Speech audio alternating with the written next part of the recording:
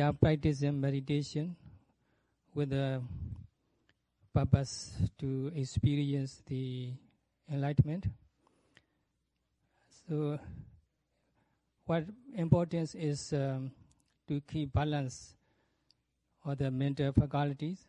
Yesterday, Sayadaw expounded the balance of the three mental faculties, saddha and panya, and then mindfulness.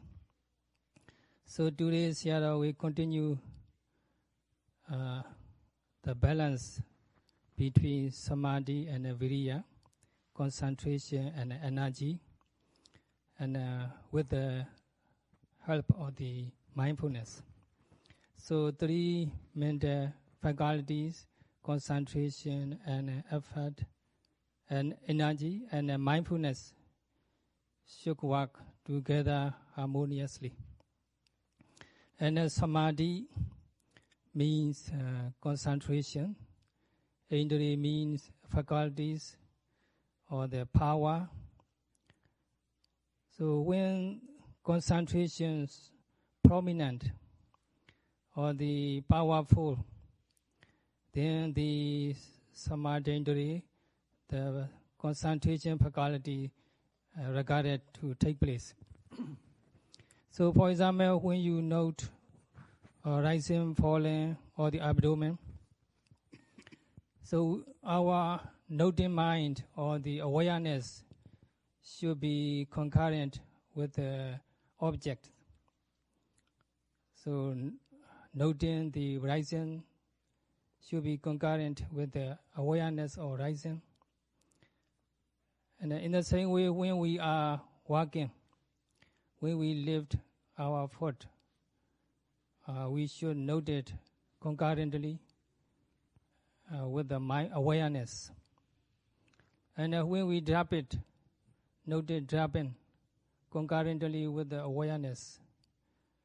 Just noting alone brings nothing. So there must be awareness go along with the noting. So when we are able to note the objects concurrently with the mindfulness or awareness, there arises samadhi or concentration. And when samadhi concentration takes place, and then the mind is well focused on the object and then free from mental defilements, and then there arises the wholesomeness, skillfulness. So this concentration need to be balanced with the energy. Then only it can be able to lead to the enlightenment. Because when concentration is strong, but the energy is weak, then the mind is very relaxing, and finally end up with the laziness and sleepiness or drowsiness. So we have to be active, energetic, noting one object after another continuously. Then only concentration is balanced with the energy. And then the mindfulness, insight, knowledge take place. So that's why we yogi are highly recommended to sit 1 hour and to walk 1 hour in rotation. So especially during sitting practice, the concentration is normally prominent. When concentration prominent, the sitting is very smooth and comfortable and relaxing, and then so we may sit 2 to 3 hours or 4 hours straight without walking. Then the mind most probably become very relaxing, and finally you may fall asleep. So concentration need to be balanced with the effort. So you should not sit for too long. And after 1 hour sitting, you are highly recommended to get up and walk, so that you can keep your concentration balanced with the energy. So during the walking practice, effort or energy is very prominent. The mind is active, energetic, along with the physical movement. So the concentration is may not be as strong as the effort. So the problem is the mind may wander away. The mind may be interrupted by the several kinds of the objects, and then the mind agitated and wanders away. And then you should be mindful to know the wandering mind. Or if you cannot deal with that wandering mind during the walking, you may be back to the sitting meditation. So we should not walk more than 1 hour or 2 or 3 hours. If we walk longer than 1 hour, the mind may be overactive or over enthusiastic, and most probably wanders away. So the 1 hour sitting, 1 hour walking is the perfect schedule. The laid down by Mahasi, drawn by Mahasi Sayadaw. And also, of course, we ourselves also can adjust ourselves. We should check ourselves whether our mind is overactive or mind is very relaxing. We should check it. And according to this, what really happened to us, according to the condition, we should change our physical position, or we should adjust the meditation practice. So during the walking,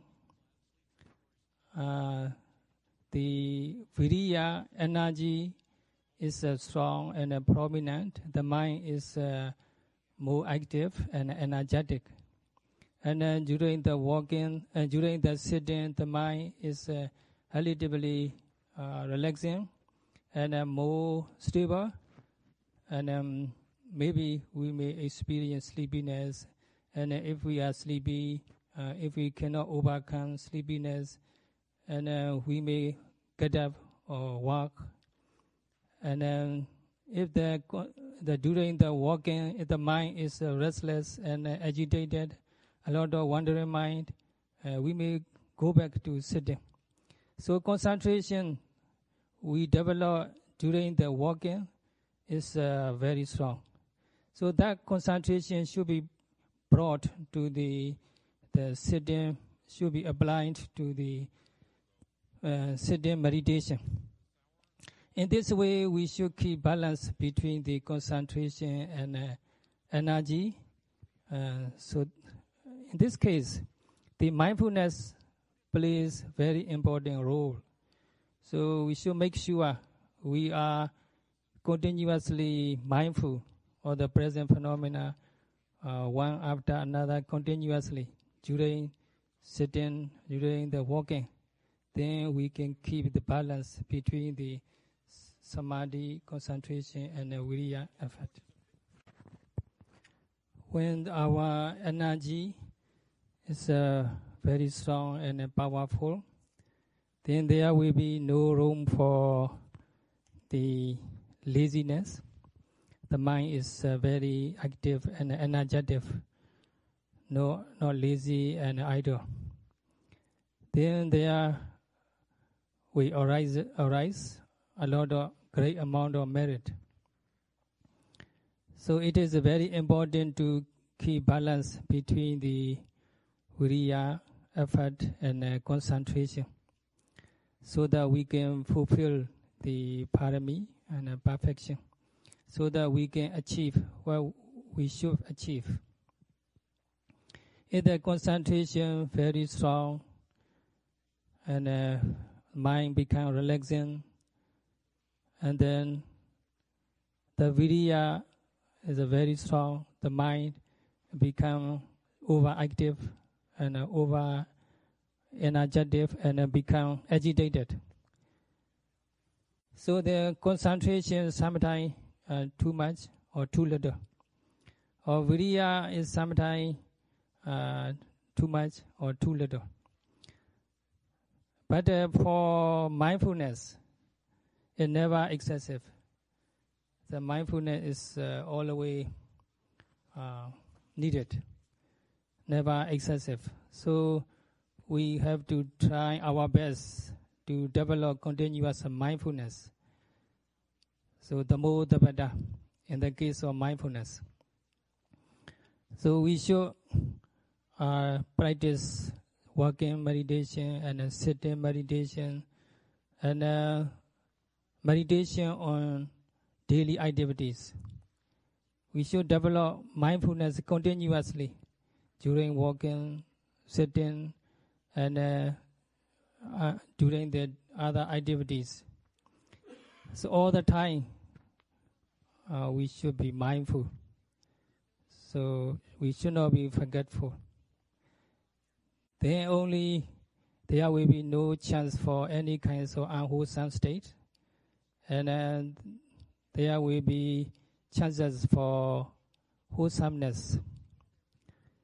So the sati mindfulness is chief, the most important mental factors.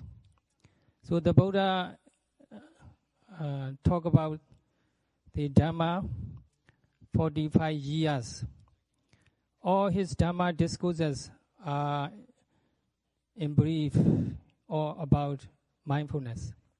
So mindfulness is the most important among any other mental faculties.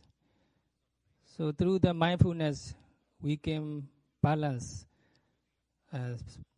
faith and wisdom, and we can keep balance between concentration and effort.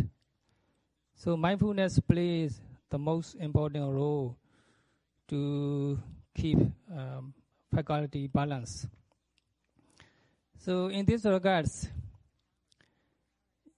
to develop your faith, Sayadaw can help you giving Dhamma talk or giving advice during the interview, something like this. Or you can ask Sayadaw any question you have. In this way, the meditation teacher can help us to keep balance between the faith and wisdom, faith and knowledge. But in the case of the concentration and effort, mostly the teacher is not very helpful in this case. Mostly the teacher is outdoor reach to your concentration of virya. So we ourselves, we yogi ourselves, have to check whether our concentration is strong or weak, whether our concentration is balanced with the effort or energy, or the virya is excessive or the very weak, something like this. We have to check ourselves and adjust the mental faculties, and the tuning is very important. It's only yogi themselves can do this in most past. So in this case also mindfulness play the most important role. So through that continuous mindfulness, we can realize the faculties balance between the faith and wisdom, concentration and effort. So here, the balance between the faith and wisdom means, Sayadaw said, if you have the faith, the degree of faith, for example, suppose that you have faith, the $100,000 worth, and then you must have wisdom, $100,000 worth. So in the same way of in weight, for example, the sada, if you have sada is 1 pound, and then the panya, wisdom, must have 1 pound in weight, in magnitude. So the sada, panya, they must be balanced in degree. And also viriya and concentration and effort should be balanced in the same manner. So day to day, all the time, we have to keep balance between these faculties. We have to tune in the faculties. The moment we can keep the balance between the two faculties, two couple of faculties, then we will make the remarkable progress in the practice. So Shadow said example here. For example, a stone is very heavy. It can only be carried by 5 people together.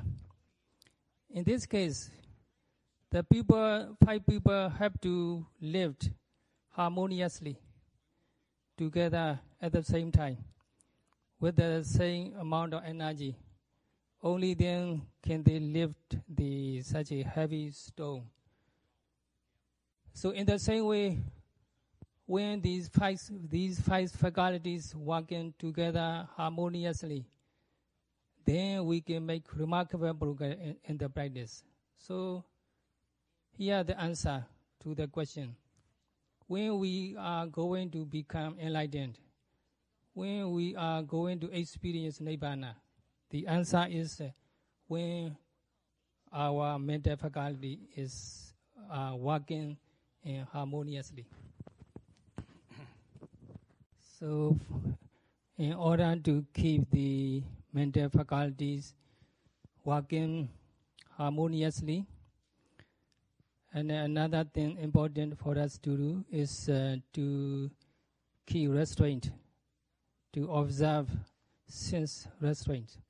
We have to exercise restraint on our 5 senses. On the eye, we need to have control over our eyes, restraint over eyes. Otherwise, if we see here and there whatever we want, if we listen and this and that, whatever we want, and then there will be a lot of disturbances and mental distractions. So restraint on the eye doesn't mean we have to shut our eyes, close our eyes. It's not necessary to close our eyes, but we have to be mindful of seeing.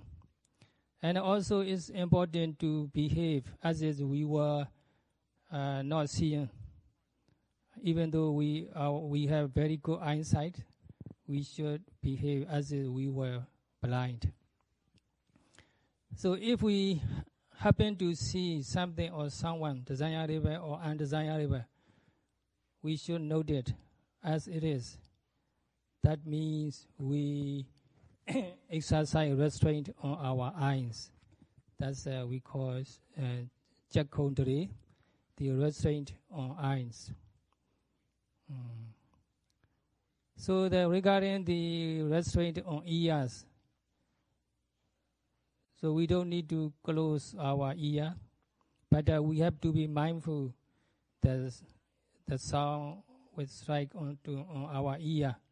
We should not pay attention to the sweet sound or any kinds of sound.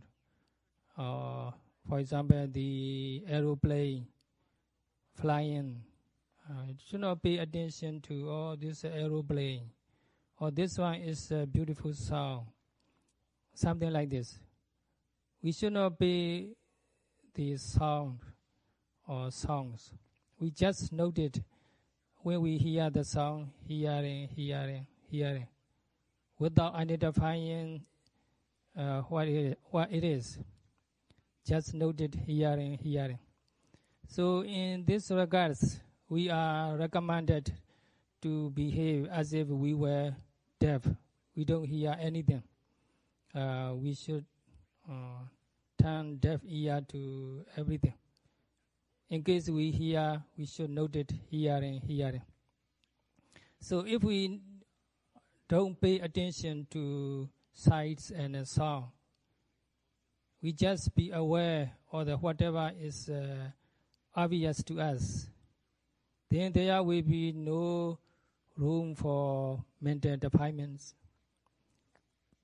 So in the same way, we should restrain on our nose.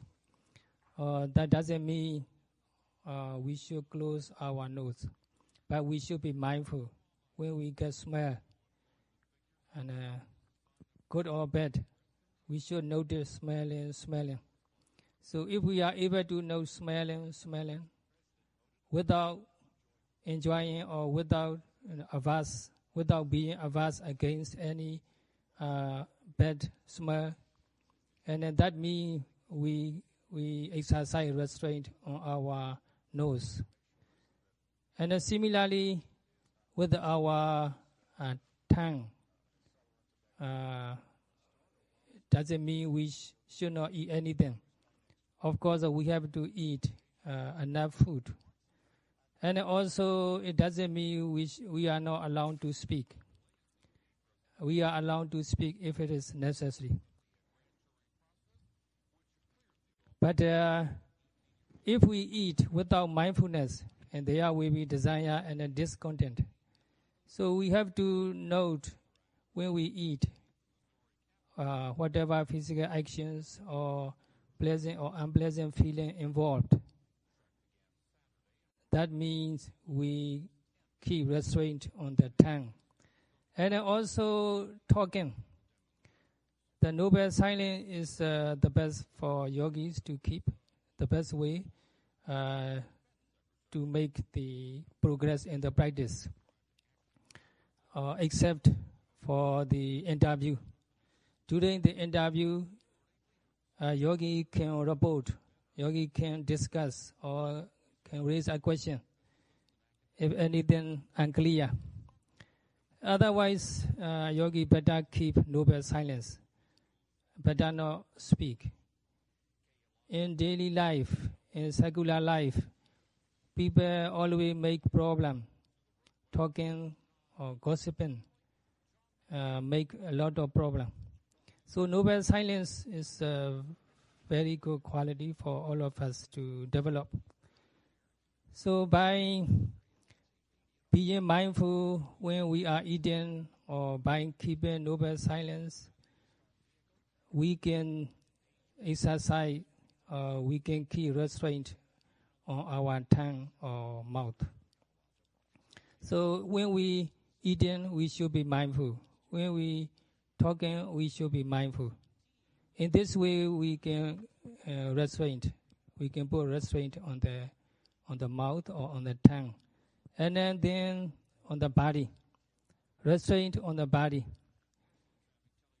So we should avoid physical unwholesome, bodily unwholesome deeds, like the killing, stealing, sexual misconduct, and so on.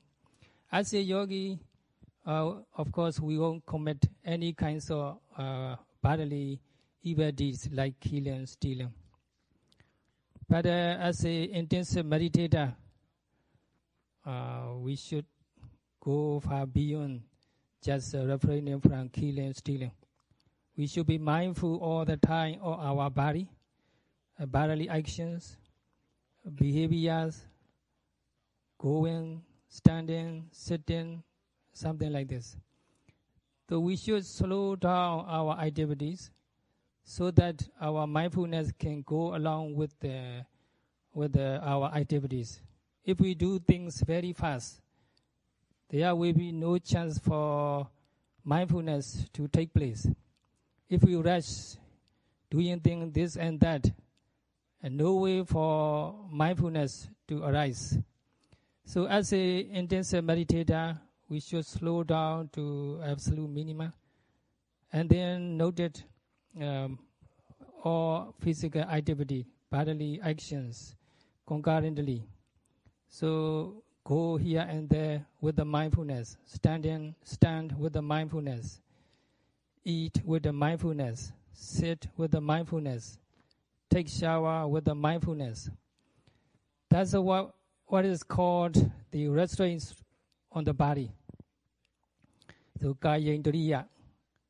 The Buddha said, Kayena Samvaro Sadhu. Restraint on the body is excellent. That's what the Buddha said.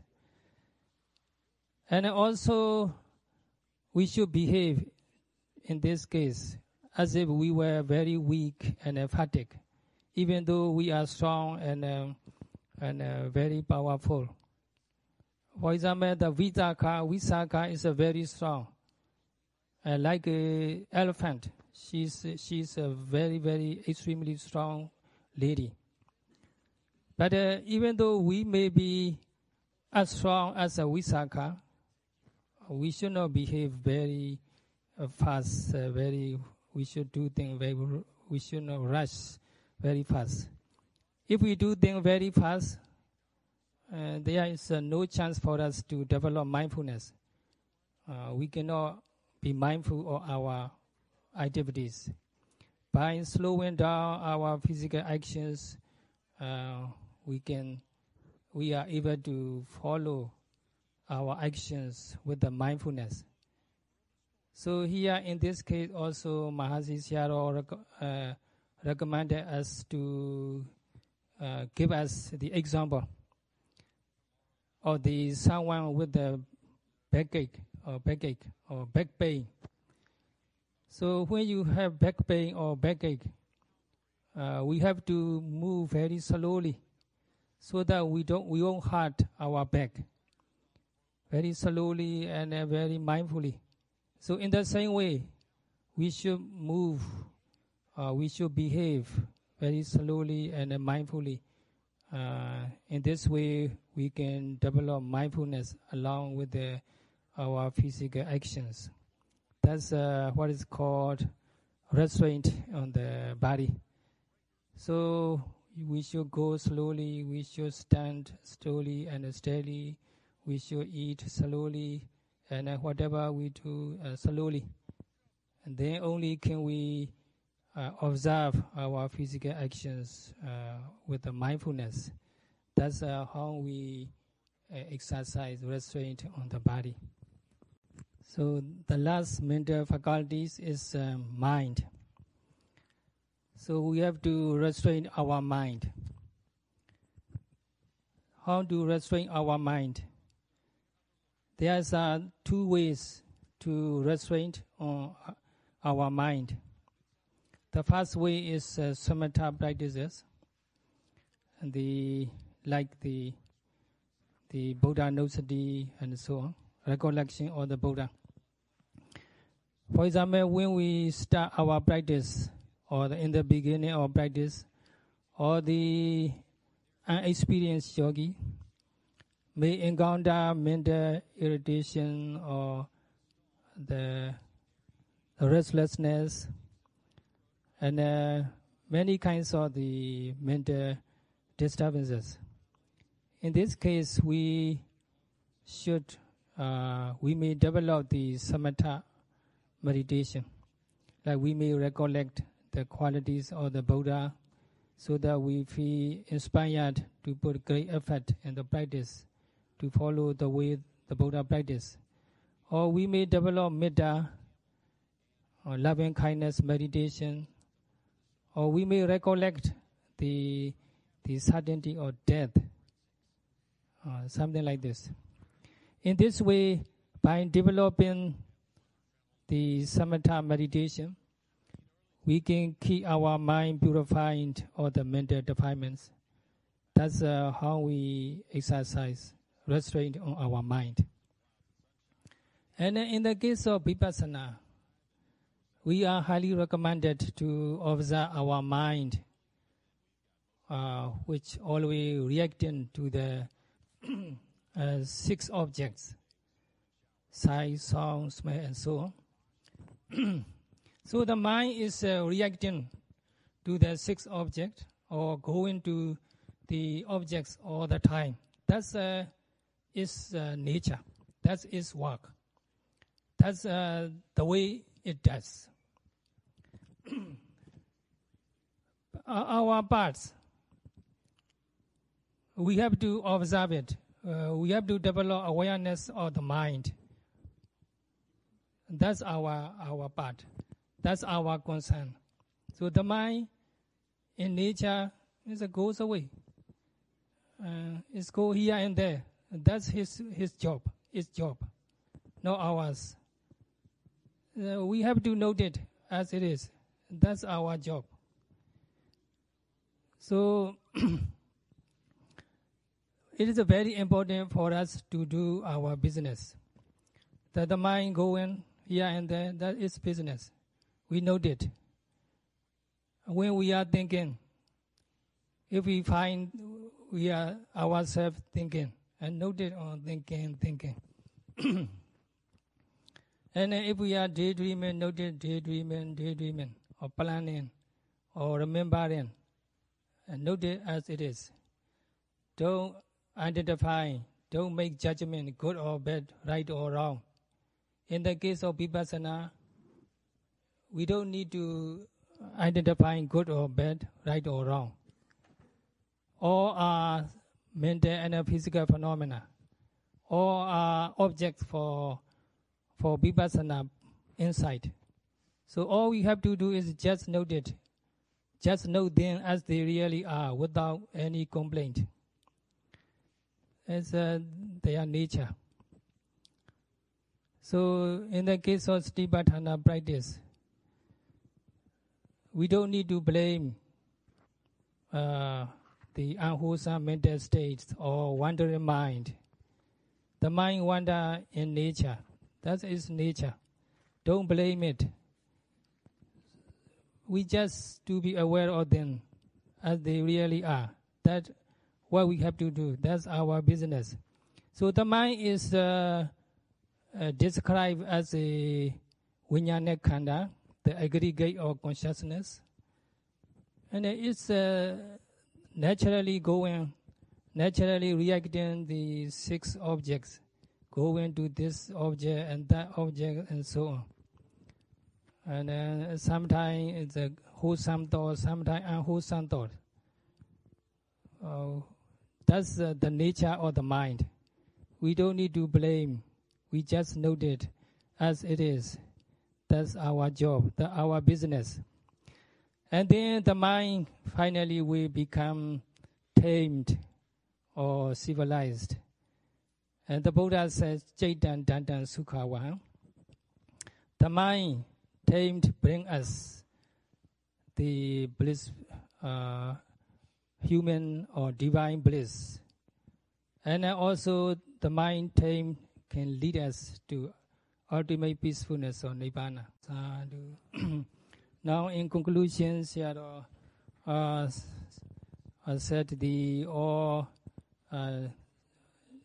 audience and then the Sayadaw himself and all living beings on earth, they are all tortured by the old age, sickness and death, so they are all dukkha, the truth of suffering. The cause of suffering is attachment to them. And cessation of attachment is ultimate peacefulness. And Satipatthana meditation is the path, the true path that leads us to the ultimate peacefulness of Nibbana. May all be able to reach Nibbana as soon as possible. That's all for today.